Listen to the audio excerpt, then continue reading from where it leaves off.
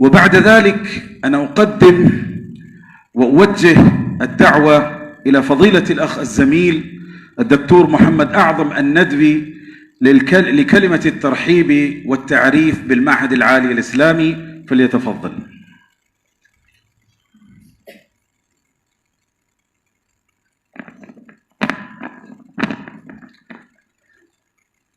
السلام عليكم ورحمة الله وبركاته.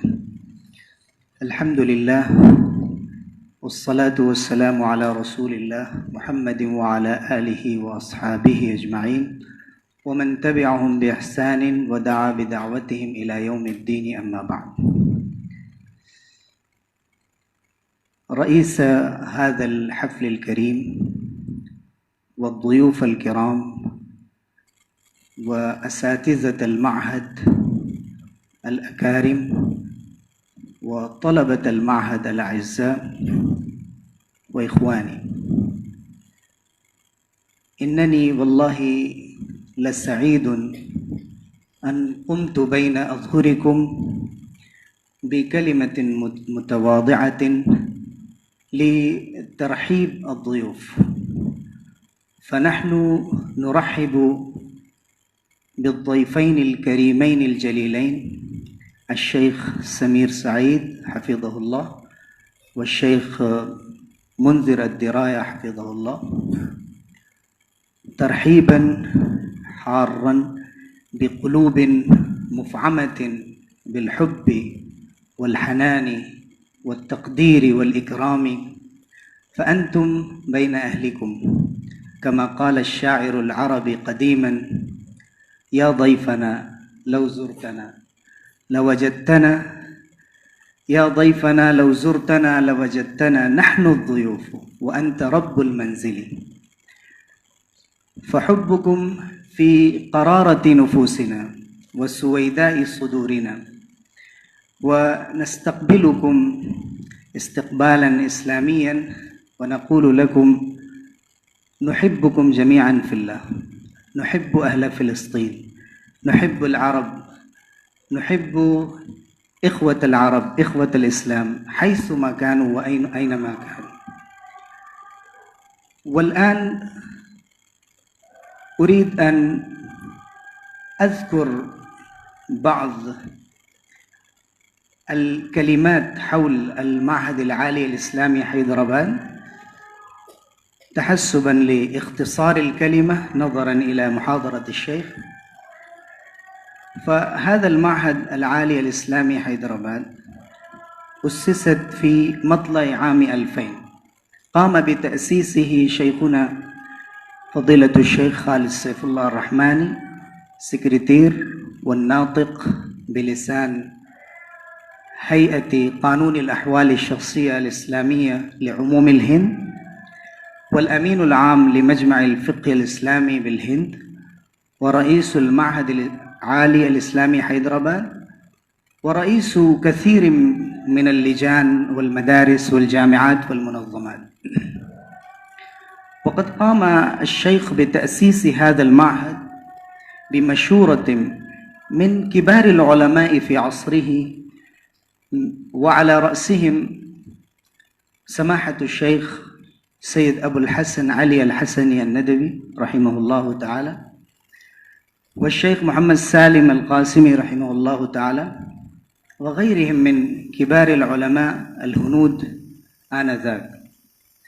وكان الشيخ موفقا في تأسيس هذا المعهد، ولم يكن قصده زيادة معهد بين المعاهد المنتشرة في ربوع الهند، كان نصب عينه أهداف معينة وأغراض معينة، من أبرزها إعداد مؤلفين للبحث في مجال الفقه الإسلامي، خاصة في البحوث المستجدة في القضايا المستجدة، كذلك القضايا التي أثيرت من قبل المستشرقين وغيرهم من أعداء الإسلام. فيقوم الطلبة هنا بردود جادة على هذه الشبهات حول الإسلام وحول القرآن وما إلى ذلك. ولذلك قام الشيخ بإنشاء أقسام مختلفة، فهناك قسم للتفسير وعلوم القرآن، وهناك قسم خاص للحديث وعلومه، مع كل مجالات من مجالات القرآن الحديثة، منها الإعجاز العلمي والتفسير الموضوعي وشبهات المستشرقين حول القرآن والسنة وما إلى ذلك من المواضيع التي أحدثت الاهتمام بها الزمن الحديث. كذلك أنشئ قسم خاص للغة الإنجليزية وآدابها، وكل قسم من هذه الأقسام يشتمل على سنتين.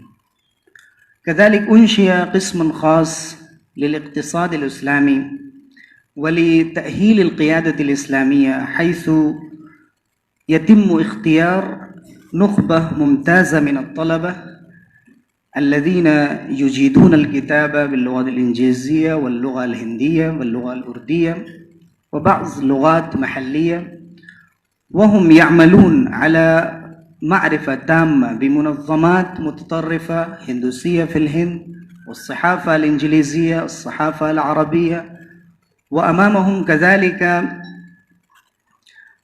اهتمام وعناية خاصة بتاريخ الهنود، تاريخ المسلمين الهنود وتاريخ الهندوس الذين عاشوا في الهند، كيف دخل الإسلام في الهند، ما هي إنجازات الحكومات المسلمة المختلفة عبر العصور في مجال الاقتصاد، في مجال السياسة، في مجال التسامح الإسلامي بين أصحاب الديانات المختلفة.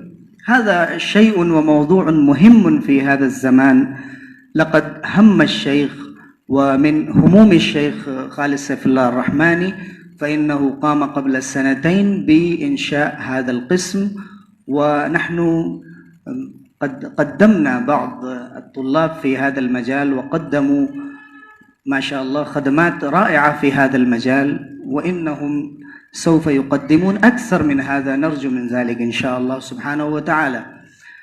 وكذلك للمعهد بصمات رائعة في مجال التأليف، فقد قام الخريجون في المعهد العالي الإسلامي بتأليف كتب طبعت منها تقريبا أكثر من 60 كتابا، وتجاوزت صفحات إنجازاتهم العلمية وأطاريحهم وبحوثهم تقريبا 150,000 صفحة، وهذا من إنجاز بارز وممتاز.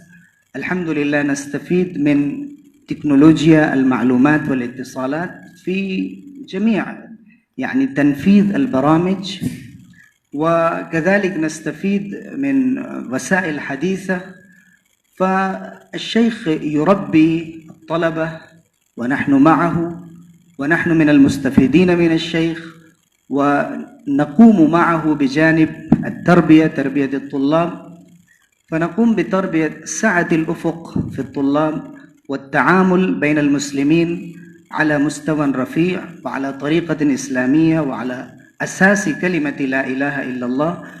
والدعوة من أهداف تأسيس المعهد العالي الإسلامي الأساسية، الدعوة في أوساط غير المسلمين خاصة، وهذا هو غرض الدعوة بصورة عامة في ضوء الكتاب والسنة.